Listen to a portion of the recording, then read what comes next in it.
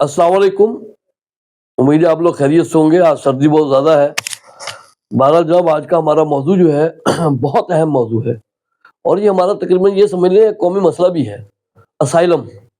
آج ہم بات کریں گے اسائلم کے بارے میں کہ اسائلم یہ کیا ہے اور اس کا غلط استعمال جو ہو رہا ہے اس کے حوالے سے ہم بات ایک کریں گے. لیکن اسائلم کا جو تصور ہے یہ دنیا میں اس لیے آیا تاکہ مظلوم کو تحفظ ملے، کمزور کو پناہ ملے. اسائلم کا مطلب بھی پناہ ہے، پناہ ملے اور ظلم کے خلاف انسانیت کھڑی ہو. یہ تصور اسائلم کا اس لیے دنیا میں مطلب آیا. لوگوں نے اس مقدس نظام کو یا اس مقدس نظام کا غلط استعمال شروع کر دیا. مطلب کچھ لوگوں نے اس کو کاروباری شکل میں اس کو کاروبار بنا لیا. جینین لوگ بھی ہیں بیچ میں، لیکن کچھ لوگوں نے اس کو اپنا ایک کاروبار بنا لیا. اور اس کی سب سے بڑی وجہ یہ ہے کہ اس کا جو یہ حقدار کے ساتھ بہت بڑا ظلم ہے. یعنی یہ دیکھیں کہ یہ نظام کسی نے کس سوچ کے تحت بنایا تھا اور دنیا میں لوگوں نے اس کو کس مقصد کے لیے استعمال کرنا شروع کر دیا. اب پھر بتاتا ہوں کہ اسائلم کا جو مطلب ہے نا وہ ہے پناہ.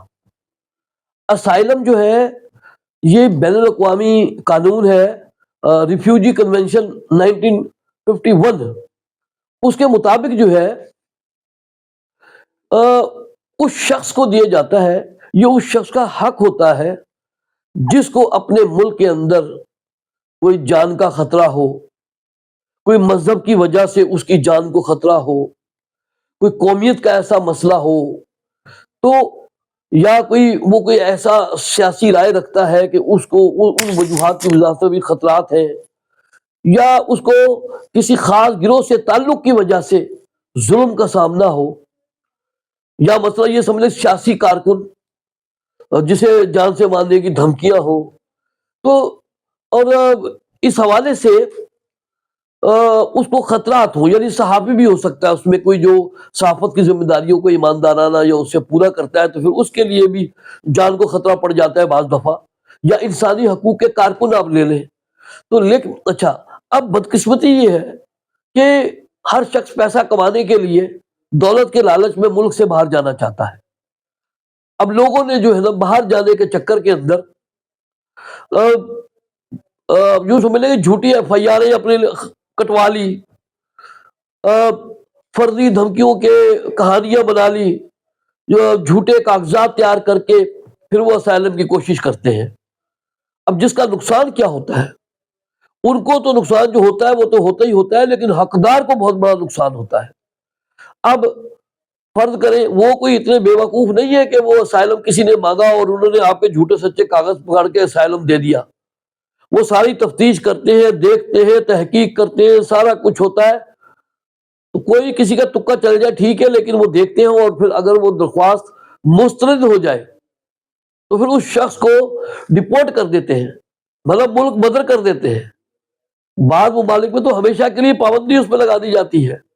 اب ایسا شخص ظاہر ہے قانون کو دھوکہ دے رہا ہے، وہ حقیقی مظلوموں کے راستے بند کرتا ہے، کیونکہ ایک مظلوم کا حق تھا. وہ ایسے ہی ہے جیسے بعض دفعہ ہم ایک مانگنے والا، مثال دے رہا ہوں میں، مطلب کوئی ضرورت مند ہے، مدد تو ضرورت مند کی کرنی ہے، لیکن وہ 10 ضرورت مند ہے لیکن 100 اس کے اندر ایسے جان بوجھ کے بیچ میں آ گئے کہ اب جینین اور حقیقی ضرورت مند کا پتہ نہیں چل رہا.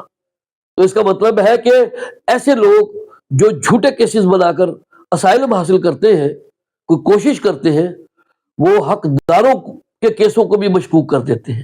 ان کو کیا پتہ لگے کون حقدار ہے کون نہیں ہے، سب اسی کام میں لگے ہوئے. تو یہ جو حقیقی مظلوم ہے اس کے راستے بند کرتا ہے. تو گزارش کیا اس میں دوسرا بڑا نقصان کیا ہے؟ دیکھیں نا، ملک بدنام ہوتا ہے. ظاہر ہے جب آپ ایسے قصے کہانیاں بنا کے اسائلم حاصل کرنے کی کوشش کرتے ہیں تو ملک کی بدنامی ہوتی ہے نا. لہذا اگر آپ نے باہر ملک جانا بھی ہے بھائی، آپ کوئی ہنر سیکھ کر بھی جا سکتے ہیں، کسی تعلیم کے حوالے سے جا سکتے ہیں، کوئی امیگریشن، کوئی ویزا، مطلب کوئی بھی ایسے بے شمار قانونی طریقہ کار ہیں جن کے تحت آپ ملک سے باہر جا سکتے ہیں. لیکن اب اس کو لوگوں نے جو ہے نا ظاہر ہے کہ ایک کاروبار کی شکل میں لے لیا ہے، جس کی وجہ سے جو حقدار لوگ ہیں ان کو نقصان بہت پہنچ رہا ہے۔ بس اسی لیے میں نے اسائلم کے حوالے سے بس چھوٹی سی چند گزارشات یہ آپ کے سامنے کرنی تھی کہ اسائلم جو ہے در حقیقت یہ غیر ممالک میں لوگ جو حقدار ہوتے ہیں، جن کی جان و خطرہ و پناہ کے لیے یہ کوشش کرتے ہیں، لیکن بہت سارے لوگوں نے جو ہے نا باہر ملک جانے کے لیے یہی رستہ اختیار کر لیا ہے، جو ملک کی بدنامی کا بھی سبب بنتا ہے۔ تو یہ ایک چھوٹی سی مطلب ایک میری سوچ تھی جو میں نے کہا آپ تک پہنچاؤں۔ السلام علیکم۔